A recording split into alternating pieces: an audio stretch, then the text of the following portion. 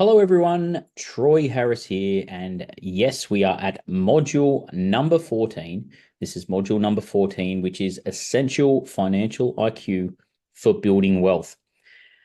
This is the second last module in the Crypto New Rich series, and a module that is absolutely vital and crucial in regards to putting the pieces together in regards to your mindset and the IQ needed to ensure that you have the correct financial IQ for building your wealth. So we're going to touch on a few things this module. There may be some things that you may have heard before.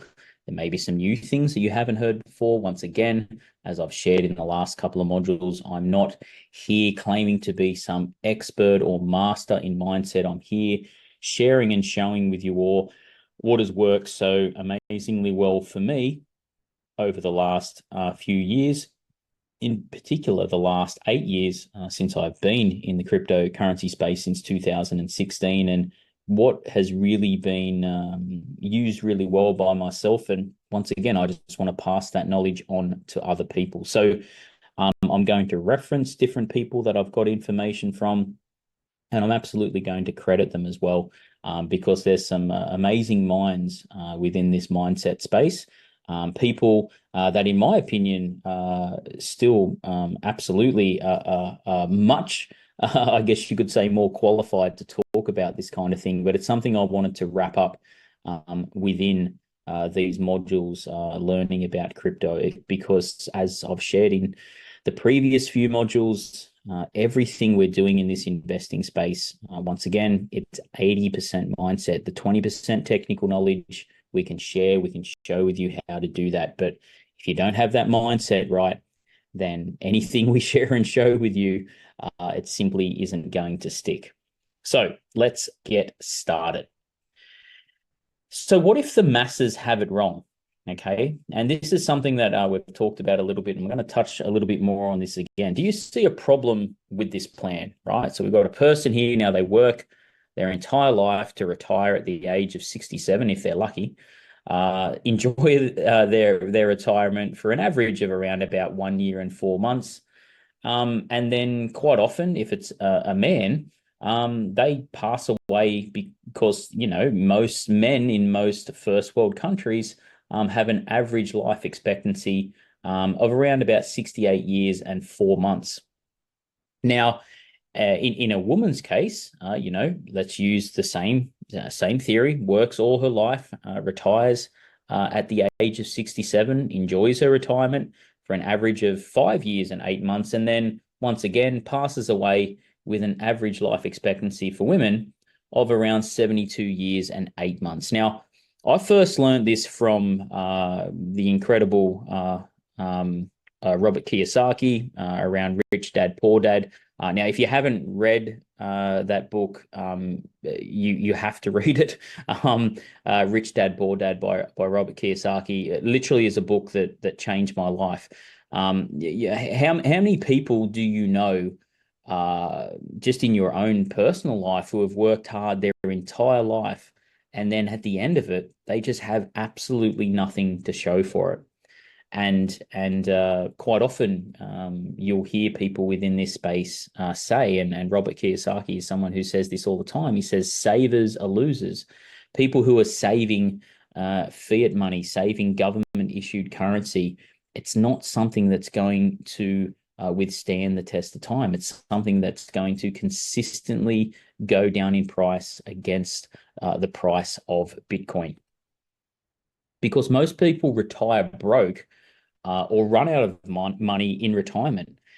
This is something where I hope, as you have purchased this education and you're watching this education, and I hope you're getting little snippets of gold here that you can take away. But without a doubt, you need to be thinking differently to the masses, right? We don't want to be doing what the masses are doing. We don't want to be working 67, 68 years of our life, and then having an average life expectancy, even if you're in a first world country, of, as it says, around 68 for a man, around 72 if you're a woman. That's that is no way to be living a life. Now, once again, I'm not going to be taking any risks around reincarnation. There may not be in any second life that you get, and so therefore, you need to make the most of this one that you have. And in regards to that, what do we need to be doing? Well, we need to be working smarter, not harder. Now, don't get me wrong. I absolutely cherish and crave hard work, and I think hard work is absolutely something that can be incredibly invigorating for the body, especially if you're you know, doing it towards your own business or your own project, or as an entrepreneur. It can be incredibly invigorating for your mind, your body, your soul. But I just want to plant a seed here because I can see a common problem in our industry, right?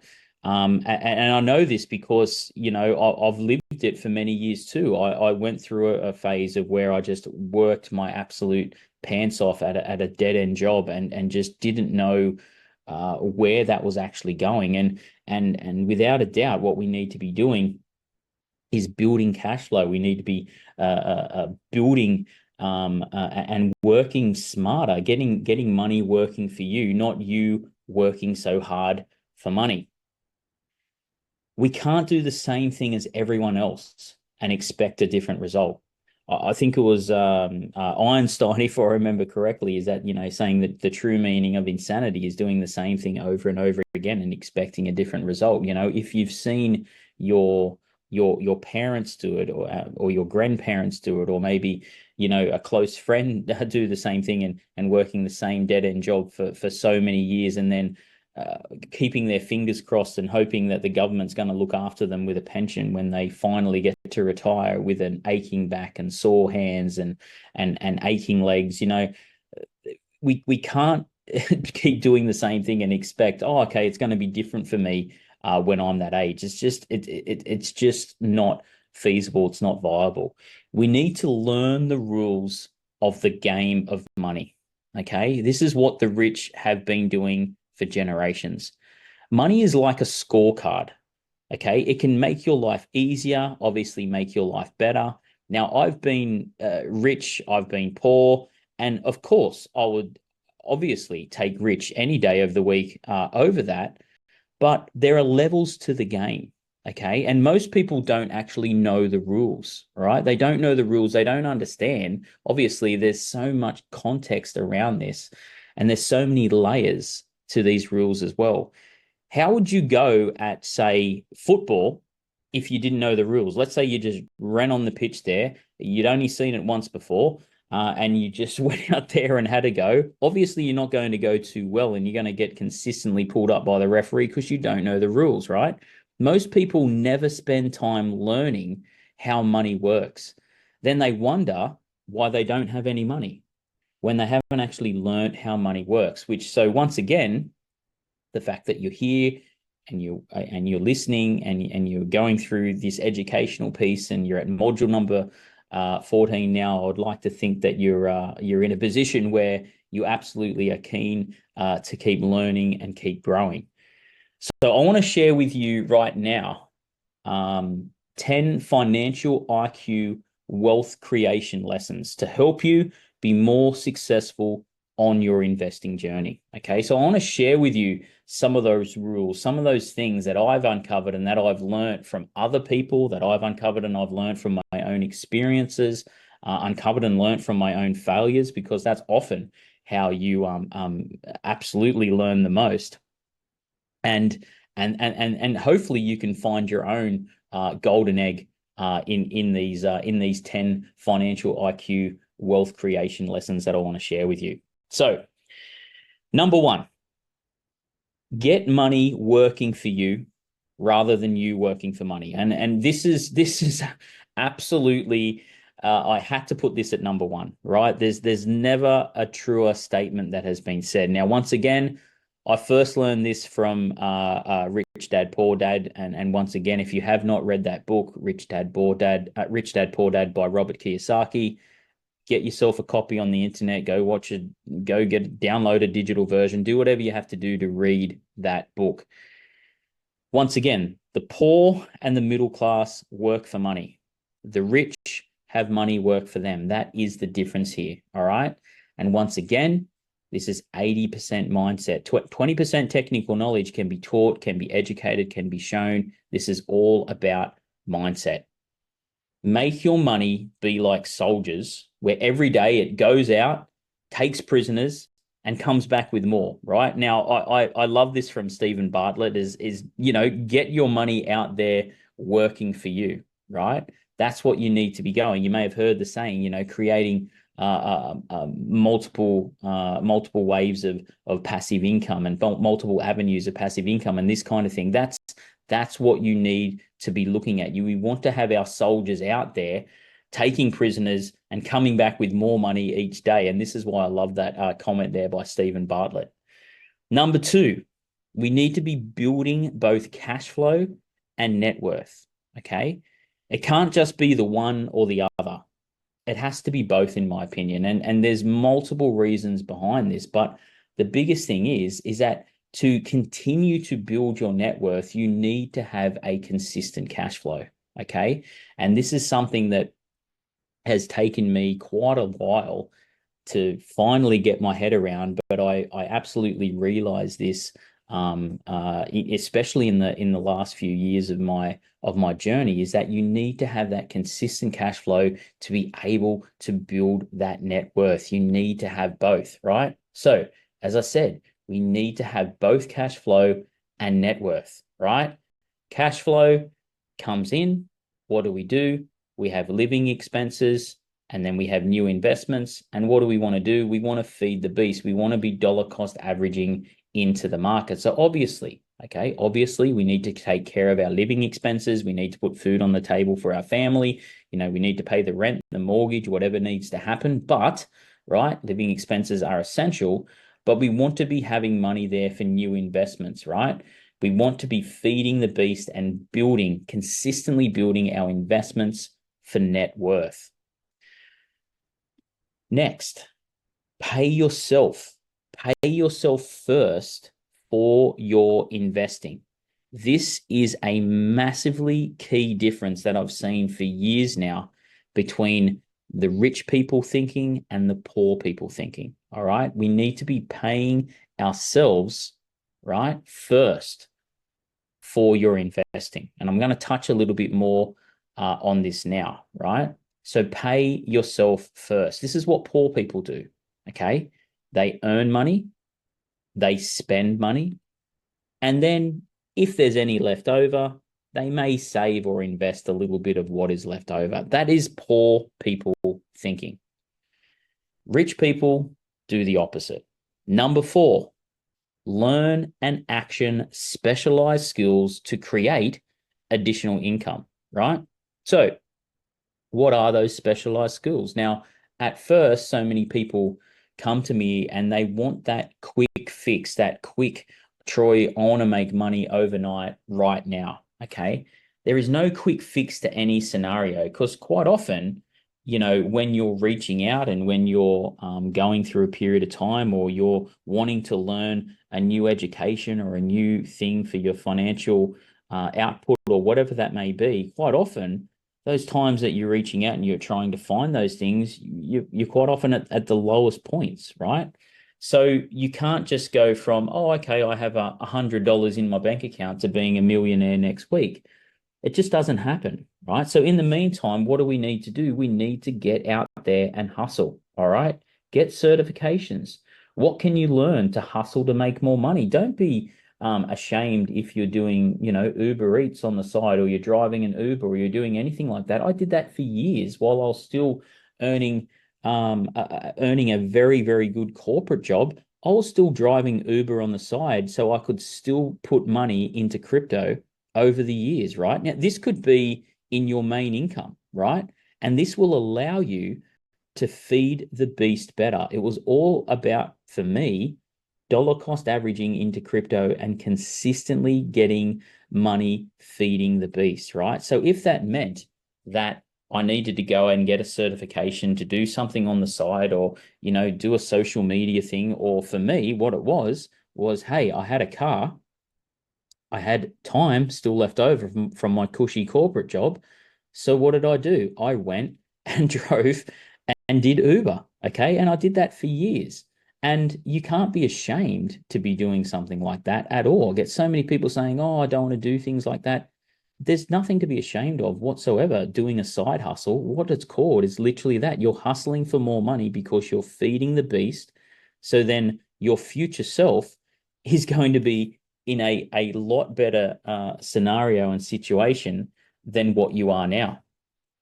This is a huge one, and I see this all of the time. Reduce your expenses for more profit to allocate to investing. Now, a story I want to tell you guys over the last few years, especially between the years of 2018 through to around 2021, that 3 year period, myself and my wife and my family, we joked around, me and my wife, and said we live like uni students, right? And for those who don't know, I guess you could say you live like college students in the US or whatever, but in here in Australia, a uni student kind of lives on a shoestring budget, right? And that's what we did for a good solid 3.5 years. And even now to this day, the car that I drive is a 2007 Hyundai Excel, which is a, it's currently worth somewhere in the vicinity of about 3,000 Australian dollars, right? And obviously, I'm now in a situation where, I am a car enthusiast, so I do have other cars, but I still literally drive that car around day to day because it's a cost-effective, great car to have. Because a car is a liability, all right, and you would learn this from reading that book, Rich Dad Poor Dad by Robert Kiyosaki, about what is the difference between an asset and a liability, and cars are the biggest liability you can get. I have so many people coming to me saying, "Oh, Troy, I want to be able to invest this. I want to be able to invest that, but my costs, they're just killing me." And I ask the question, well, give me a bit of a better idea of the costs that you're talking about. And then they're telling me about a car loan that they have. Having a loan on and such a depreciating thing is just insanity. And other people who are buying cars that are just way over their budget. We don't need to buy that Lamborghini just yet. Okay. I'm not saying in the future that you can't look at one. All right. I'm not saying that if your Bitcoin and your crypto go up, you can't reward yourself in the future, but you don't need that just yet, right? You can deserve it and give it to yourself as a gift, as a present, as a reward down the track, right? Often reducing expenses will make much more of a massive difference than what you actually think it might make. A lot of people say, well, it's only $2 here or $5 there. It's only a $28 subscription I pay per month, Troy. It's only an extra $50 worth of petrol that car costs me per month. All of that money adds up. All of that money adds up. Imagine if I had have had a petrol guzzling car back in 2018, 2019, when I was purchasing crypto, when it dropped in 2020, it dropped all the way down to 3,400, 3,500 US dollars over the COVID pandemic. The last thing I want to be doing is putting extra petrol in my car. The thing that I want to be doing is purchasing Bitcoin when it's had such a massive drop in the market, and reducing your expenses for more profit to allocate to investing is such an important part of this puzzle. That's why I've got it in my top 10. We need to overcome the common problem. This is a common problem. We have income, expenses, but then how little is left over here for investing? This is a common problem that I've seen over and over and over again, right? And this doesn't change. This here is how poor people think, right? We have our income, we have all this money that we're going to put down. These are expenses that we think we need. We think we need the expense of the car loan. We think we need the expense of that car because it drinks a bit of extra petrol each month. Oh, that's all right. We need those expenses. We need the expense of going out to dinner twice a week or 3 times a week or whatever it may be. We need all those expenses. No, you don't, right? You leave so very little left for investing that then your future self absolutely won't be thanking you for it. That's for sure. We need to hustle for more income, less expenses, and more investments, right? So as income comes in, we need to top that up with new income, right? And then that way you can lessen those expenses and increase that investment. Okay. This is called the art of the hustle. All right. And you can't just start at the top. You can't just start at the top if you've got only a couple of $100 in the bank account or whatever it is. Trust me, I've been there. I know. I was in that space in 2016, right? At my absolute wit's end. And quite often you don't know, right, just how low you can go until you've actually hit rock bottom. Okay. Now, obviously, I'm probably preaching to a lot of people that totally understand what I'm talking about here. But if you maybe are of a younger generation, or maybe you're only in your late teens or your 20s, maybe you haven't actually ever hit rock bottom yet, and that's okay. But your biggest learnings are going to come from your biggest failures. But in the meantime, hustle, hustle, hustle for more income so you can increase the amount of investments that you can that you can have, and lessen those expenses. You don't need that expensive car. You don't need to have that car loan. You don't need to have those liabilities. Have the most minimal expenses that you can get. Number 6, start investing early and start investing often. Okay. It makes me so happy when I do online webinars, or when I'm speaking to people live in a seminar or a workshop environment or whatever it is, and I see people in their mid to late teens and 20s come up to me and talk to me about how inspiring it may be for them to now go out and invest and things like that, and that's amazing, right? But it doesn't matter if you're listening to this and you're in your 40s like me, or your 50s, 60s, 70s. It doesn't matter. If you never start, then you're never actually going to achieve anything, right? But obviously, the earlier you start in life, the more you have time for your gains to compound. Okay. The more you have time for your gains to compound. Ideally, dollar cost averaging and investing a small amount every time you get paid. Be diligent with it. Don't just do it one week and then skip it the next week and, oh, I might do it the following week. Be diligent with it. If you're getting paid every Thursday, then dollar cost average into the market every Thursday evening, right? I still, to this day, dollar cost average into the market, into the crypto market every Thursday evening, because back in the day, 8 years ago, I used to get paid on a Thursday evening. And the first thing I did, right, was I paid myself for my investing, right, before the money went out to everything else, right? Because I knew how important that was to be dollar cost averaging into the market. If you start investing now, it can have a massive, massive difference on your freedom of life within the next 1, 2, 5, 10, 20 years time. It doesn't matter what age you are, okay? But you need to start. You need to take action, and you need to start doing it now. There's no point doing it at some point in the future and relying on your future self to get started. You need to start investing early and start investing often. So number 7 is build cash reserves for buying the dip opportunities and rainy days. Now, this is a perfect example of what I mentioned before in regards to when the dip happened over COVID, right? I'm going to use that example because that's still in recent memory. 2020, it was around early to mid 2020. The markets dropped completely irresponsibly over COVID, where Bitcoin dropped all the way down, as I said before, to around 3,400 or 3,500 US dollars. The perfect opportunity, right? The perfect opportunity to be buying the dip, as we call it, an opportunity to be buying the dip. And as I explained in the book, having dry powder, having cash reserves ready to be able to pounce on those opportunities. Okay. And we're going to see plenty more opportunities over this current Bitcoin 4 year cycle and in future Bitcoin cycles as well. We're going to have these opportunities, and having cash reserves there ready to buy those dip opportunities is the perfect way to capitalize on them. Okay. So during that COVID dip, it was a perfect way to be able to get Bitcoin at an irrationally low price. And what I mean by irrationally low is that it dropped really for no reason. It just dropped purely through fear.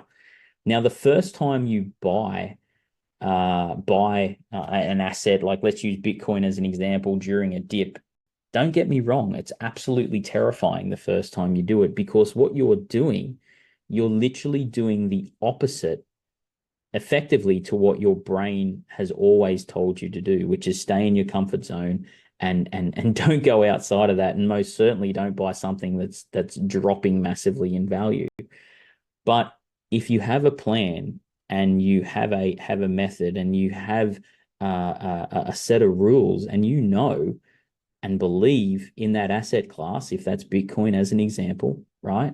Then there should be no reason why you can't go against the masses and against the sheep of what they're doing. If everyone else is selling and there's blood on the streets, it's the best time to be buying. Now, forgive me if I don't know exactly who it was that said that. There's some very famous figures that have said those words over the years. But when there's blood on the streets, it is the best time to be buying. So when those massive dips and drops happen in the market and there's irrational drops for no reason, that is the time we need cash reserves to capitalize on those big dip opportunities. Number 8 is develop and earn your dual black belt to win the game. So let me explain this in a little bit more detail. We need to get to a high level of skill in certain areas, right? So as an example, I spent the first 15 plus years of my business career, effectively, or my corporate career, if you want to call it that, truly honing my sales and service skills, in particularly my customer service skills, and being able to manage and have multinational company with thousands and thousands and thousands of customers and clients within it, and still keeping everyone happy. Okay. And you need to master those things and be an expert at something. You can't just be a crypto investor, shall we say, and that's it, right? You need to have dual skills, and I often call it having a dual black belt to win the game, right? So yes, your passion may be Bitcoin and crypto, and you can master that over time, absolutely. But if you've got an additional skill there, that is where you can become not just wealthy or a millionaire, but you can become ultra wealthy potentially, right? Because you've got a dual black belt in something, right? And that really is something that has drastically increased for me personally, my financial IQ. And that's because I'm a dual black belt or dual expert in two different areas that I know can generate wealth, right? With Bitcoin and crypto, and also with delivering unbelievably incredible service as well. And this is something that, as I said, it doesn't have to be those two things. You might have something else that you're honing in on, or that you're super pumped about, or super positive about, or maybe you're really good at marketing or sales or whatever it may be, right? It's super important to have that dual black belt, and if you can combine them, that's when you can really win the game. So let me give you a bit of an example here of what a dual black belt is, right? So on the right hand side here, we've got a marketing, sales slash business black belt, right? So we have whether it be marketing, sales, business, customer service, whatever it may be, you've got a black belt in that. And on the left here, you then have an investing black belt, right? So you have a dual black belt. That's what I mean when I talk about a dual black belt. So focus first on getting to a very high level of skill, whether it be in business, marketing, sales, customer service, whatever it may be, especially a direct response, to how you may potentially sell a product or whatever that may be, right? And then focus on one type of investing to get good at it. Now, obviously, what I'm teaching and what I'm sharing and showing here is investing around Bitcoin and cryptocurrency. And that's what I've found to be the ultimate dual black belt, shall we say. And there's so many coaches and so many incredible people that talk about this. And I know that my very good friend Greg Kasser has spoken about this, and so many people talk about this. But having a dual black belt in two things it is an absolute game changer, in my opinion. Number 9, use business to fund your investing and your lifestyle. All right. Most people are building their business to become wealthy, right? Now, as I got older and as I, got out of my 20s and out of my 30s, now in my 40s now, I learned the leverage of investing is a faster way of getting rich ultimately. And I guess it comes down to that saying that we said before is, getting your money to work for you as opposed to having you work for your money, right? Investing and having your money work for you is a way that you absolutely will build wealth at a much quicker and longer lasting rate as opposed to just working your absolute backside off at whatever it is that you may be doing. Now, that is not always categorically the case every single time. So before you jump down my throat and say, absolutely, that's not true. That's not true with this example and that example. I get it. I'm just using an overview here to give you context in regards to if you can just be thinking about having money work for you. Okay.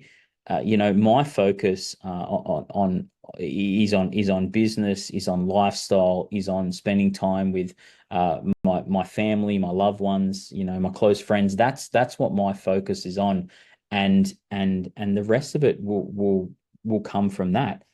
The thing is that if you have money working for you, then that can be your focus. But once again, using your business to fund that is a perfect way to then in the mid to long term be able to consistently increase and feed the beast, as I say, and build your wealth over time. Number 10, watch and manage your own 401k if you're in the US, or superannuation investment if you're in Australia. It's called multiple different things around the world. I can't say all the names, but essentially your retirement investment, shall we say. Watch and manage it yourself. There's so many people that put their trust in whether it be a company, program, a system, and just leave it there and not think about their future self and not care about their future self. And their future self absolutely will not be thanking you for that. Okay. I'm going to call it superannuation because that's what we call it here in Australia. But essentially, I'm talking about your retirement investments. Most people outsource their super or outsource their retirement investment. You think you're watching it, and you may get the odd statement in the mail, or you might get an email telling you how much is in there, and they sort of are watching it. But the other part is they are stealing from you, right? These companies, these organizations or these corporations that you're entrusting with your hard-earned money and your retirement fund, often they're stealing from you with excessive fees, excessive charges. And what you need to know is that when you get to retirement age, no one's going to care as much about that money as you when you get to that point, right? So, I once upon a time had a company watching mine, and they were supposedly meant to be investing in all these amazing things and going amazingly well, and it ended up just getting all the so-called gains that I was making and accruing apparently just got gobbled up and taken away with fees, right? And so I always say to people, wherever you can, you be in control of your money. Now, this is no different when we say, and you go with, purchasing yourself some Bitcoin or crypto or whatever. Having self custody of that crypto, putting that crypto in a hardware wallet and holding it.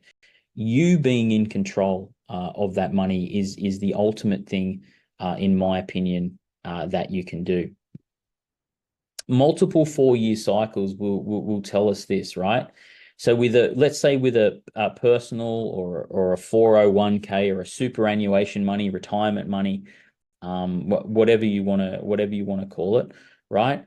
This is just an example of what you can do, right? You can buy at the bottom, sell at the top, buy more at the bottom, sell at the top.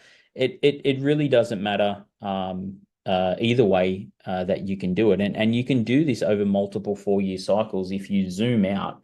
And because you're not concerned about the daily movements or the weekly movements, you're only really looking at the monthly or the yearly movements. And a lot of people will just simply buy at the bottom and then they won't even bother selling at the dips and then trying to buy it even lower.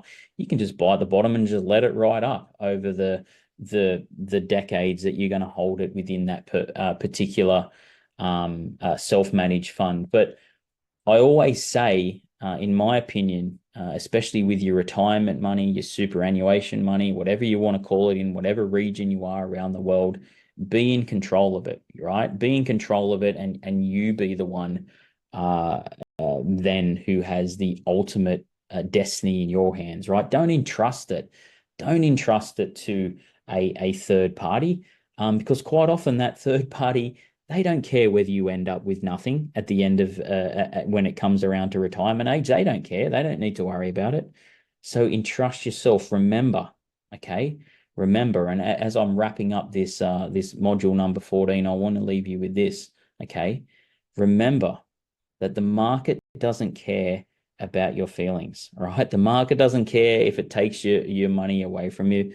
Remember, you are solely responsible, right? You are solely responsible for what occurs and what happens with your money.